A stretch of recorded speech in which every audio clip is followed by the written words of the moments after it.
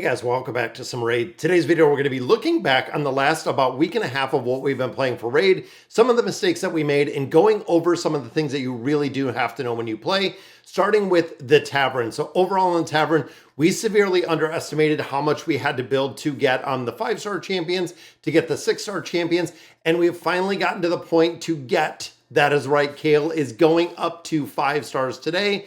Now this, of course, I didn't want to use any of these fusion champions, but early game, I feel like it's worth it to do it just for the simple fact that building these up and going in and really farming an incredible amount of champions in a very short amount of time did make sense. Now, when it comes to Kale, and specifically, I want to talk about the build and I want to look at him. There is our tournament points, so they are tied to the tournament points. And then we did save our upgrading for the level. So there was this special little potion they gave us. Are you sure you want to use this XP barrel? It will instantly increase a champion's level to the highest possible level for the rank. This is when we're going, and as you can see right here, Kale was reset to 1. We are going to go ahead and apply this, and there it goes, full XP all the way to 60, 500,000 of our silver to build him up, and there it is, guys. So that does give us a ton of points, and he is finally up to 60, which means we can go ahead and ascend him. So that gives him 6 stars, meaning he is maxed out. Now, one of the things to note with Raid, very different than other games, is you do have the ability to get 1 copy of a champion, then you can build them out. So even looking at Resin right here, we do have Super Glack, we finally got Alice, we also have Ilanara.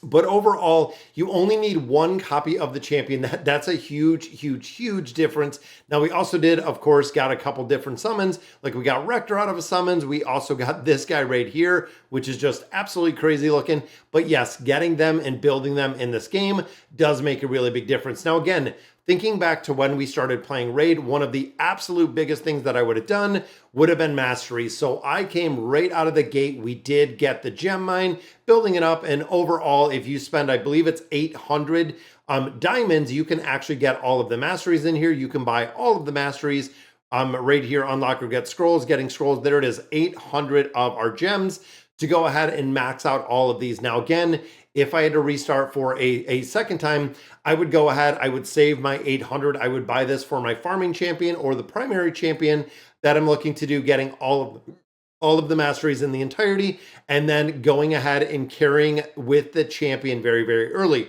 Now, since we didn't get these, we do have to farm them out of the Minotaur. The Minotaur is incredibly hard, and or not really incredibly hard, but it takes a lot. So when we think of building up the masteries right now, let's say we wanted to build this, we need 80 of these. We have 24.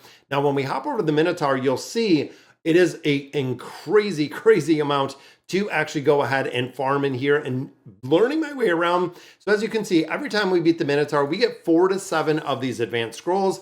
If you remember what we just looked at, we need 80 of these advanced scrolls. Doesn't even include if we get divine scrolls. And of course, when you come in here for the battle, it is going to randomly assign who is getting the scrolls within here. So making sure that you put in all of your top 5 champions, or the ones that you're really looking out to build in this formation, because it really does make a big difference when you look at the ability to farm scrolls and farm on a regular basis. Now, from my understanding, is since we finally got Kale up to 6 stars, if we have all of his masteries maxed out in the entirety, he will no longer be eligible to get scrolls. Even though he can go in formation, even though he can fight, he is going to be uneligible. So when you get to the point of, let's say, having 3 or even 4 of these maxed out in their entirety, let's say all 4 of these have maxed out scrolls, we drop in our 5th champion right here. The 5th champion is going to get all the scrolls by default because everybody else is already maxed out with the scrolls, which does make a really big difference. So we are absolutely going to have to farm quite a bit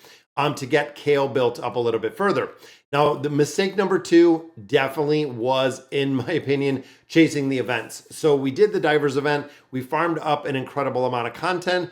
You can see right here, we didn't go as deep with the divers event. The last one we actually completed in its entirety. I believe the point requirements were a little bit lower. But when we start breaking out this, like how to win, so where we're at right now in really being able to farm a lot of the dungeons, we're not getting a lot of the epic, the legendary, the mythic gear. And you can see even getting the stars is going to be a huge advancement, but you cannot do it early. Like I said, we're about 10 days in. I think we're right at 10 days in. But going in here and being able to farm these much higher numbers for the return on stamina, I can't really do it. Now, looking at the summon rush, this, of course, we did our summons, and I wanted to get this rank 3 chicken, which we did. Again, we're not going any further in here. As much as I would like to go through and farm everything out, it is impossible because we don't have the shards to go ahead and summon. We really haven't accumulated enough to get anything else. Even here, we don't have any shards at all, but I'm glad that I did it the first time because we did get a legendary and we got 2 of our epic heroes out of here. So absolutely going in here and building them were very well worth it. Again, thinking of being earlier within the game made a big difference to go in there and really push a lot of the content. Now, some of the rewards in here, even going through, this is a place where if you're doing it regularly, you can see we're in 3rd right now because we just leveled up Kale. But overall, this is going to be a point where just doing regular gameplay is the point you're going to go in here. This is not a point where I would grind, I would be competitive. I would try to build up a lot of my champions, short of already planning to build up those champions. That's my really biggest takeaway from this game is we tried to rush a lot of it. Because we're not pay to win, because we're free to play, being able to rush things in this game is near impossible. Going through systematically, kind of building out everything you need, and also getting stuck on missions. Now, this is a point where I've been kind of backtracking and farming, and where I really dropped the ball is on the challenges. You can see champions, definitely getting here. We're almost to part 5 of 5. Artifacts, I am on 2. I have to go back to the normal sewers here, which we're already farming brutal, and clean all this up and clean all this out.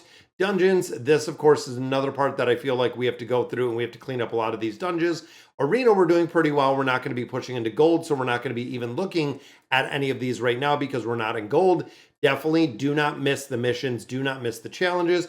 Quests, on the other hand, we've been doing these every single day, completing all of our dailies, going up to the weeklies, going up to the monthlies, so on and so forth. Even a lot of the advanced quests, we've been getting and finishing these about every single time, except some of them, they're like survive 20 turns of the Demon Lord. Unfortunately, I was not strong enough to survive 20 turns against the Demon Lord, even putting a lot more of a defensive team in here. I didn't have the ability. I wasn't able to actually get in here. The rest of these, unlocking a mastery for a champion, winning materials, a lot of those are pretty easy, again, through regular gameplay, through regular farming.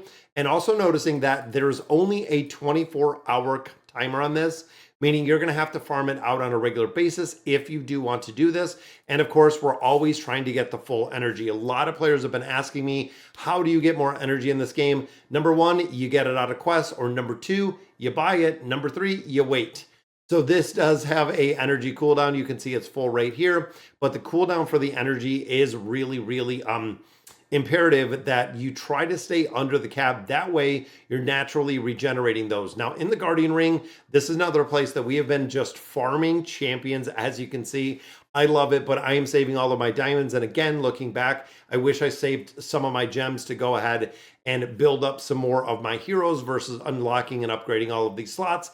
Felt like it really slowed our progression a little bit, but that's okay because we're at 241 right now as we farm it up to 800. Once we do hit that 800, we're going to go ahead and do that.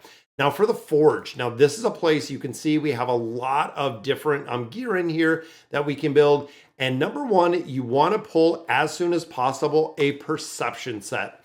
So again, this is the part I haven't messed with the Forge. I haven't played with the Forge. I haven't really done anything. But when you look at the abilities that they have in here, looking at, I mean, when you think of bigger overarching, exactly what you're looking for to build out a champion, you want speed, you want crit, you want accuracy. Those are the 3 biggest things, really the 3 biggest stats that we have within this game. So thinking of a perception set that we have right here, and you can see we can build a lot of these. Looking at 3 stars, again, we have a lot of materials.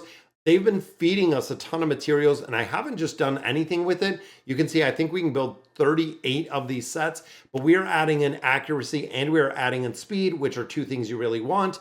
And then you couple the perception set with the swift parry set, which of course is speed by 18%, crit damage by 30, 50% chance of unkillable when hit with a fatal hit. The rest of this, I'm assuming, you know, sooner or later we're going to farm up the rest of this. We haven't gotten to the point of actually unlocking the Doom Tower yet, so we haven't got there, but there's some really, really good sets in here when you start thinking about the basic loot that we get. So when you think of your champion and looking just kind of at the basic gear that we get within here, all of these specialized sets are just stacking an incredible amount of stats and abilities in here. And I'm waiting right now to farm up. I built the perception set out of here. I have to get a lot more crit rating on here because, again, I swapped up some of this gear to change it up a little bit, but I have to get to the point of having higher level gear. And we actually got a banner. I don't think, is this going to make a big difference? No, I don't think we have any banners at this point. Nope, we have a few for a couple other ones. I'm going to have to get a banner for the Dark Elves. Unfortunately, I don't have anything at this point, but we're definitely making progression farming this up. And I am super, super happy to see him at level 60, guys. He is maxed out. And again, we're going to have to build him up a little bit. We're going to have to glyph out some of this. Throw some enchantments on here for a little bit more speed and just build this out with exactly what we have until we get to the point of being able to farm these up or being able to upgrade them a lot further. So adding those pluses in there with the enchantments. And again, adding some more HP, we'll throw some attack in there. And I believe I can use one for each of these. So I can use the attack, I can use this one. And of course, if you look at the glyphs, of course, we wanted to get our gems out of here. But when you're going in and you're using your glyphs, the very basic low level ones, like you've seen, we had 1 star, we had 2 star. Overall, you can overwrite them when you start getting higher glyphs, which does make a really big difference. But you're adding kind of stats on top of stats. Even here, 5 plus 1%. When you start adding a lot more stars, when you start doing a lot more of the higher level gear, it really starts adding up when you get into the total stats. Because even here, Classic Arena, it's adding in. Here's the masteries that we have. So again, we have 58 right here, plus another 5. So this gives you the total of all of those. So accuracy at 91, which again, could be a little bit higher.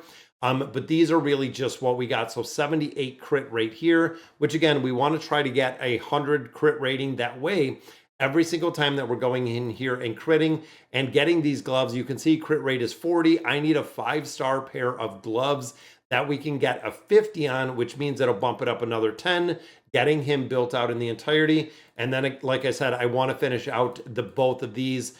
I'm hoping we get a little bit more crit. Hopefully we get a little bit more attack.